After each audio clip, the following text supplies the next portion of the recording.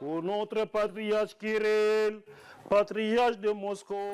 Sinclair Voyemawa is the Russian Orthodox Church's man in the Central African Republic. He switched his Byzantine Orthodox Church to the Russian version last August. 5 months after Russia invaded Ukraine, that invasion has sharpened international concerns about Russian influence in countries like the Central African Republic, including via institutions like the church. Don't you also think that there is some form of huge Russian influence in the Central African Republic? The Russians are correcting the mistakes that others have committed, like the French. Russia has never colonized an African country. It must be said that Russia is a great partner in terms of security, especially in our country.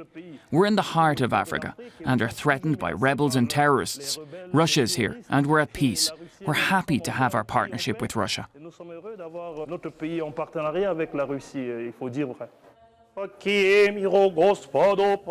Regis trained in the Russian Orthodox liturgy in Moscow.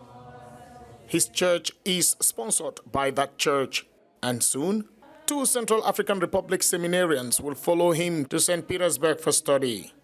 It's thought a quarter of people in the Central African Republic's capital, Bangui, are members of the Russian Orthodox Church, converts from the Roman Catholic Church. I don't feel influenced by the Russians because it is a church that teaches us the truth. And then the liturgical doctrine is good. There are several things that I did not master before.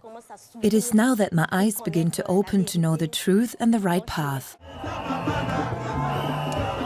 Just as a Russian private army, the Wagner Group protects President Faustin Archange Touadéra, a statue to its soldiers watches over the center of the capital city.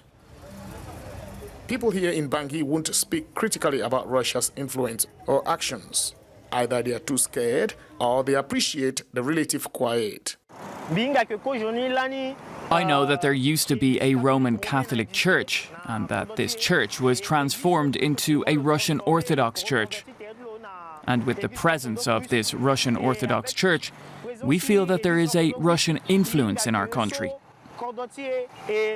If this influence can bring security, peace and development in our country, then this is what all Central Africans want.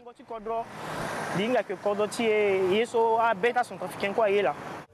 this country which has lived through decades of wars, this desire for a new beginning is widespread.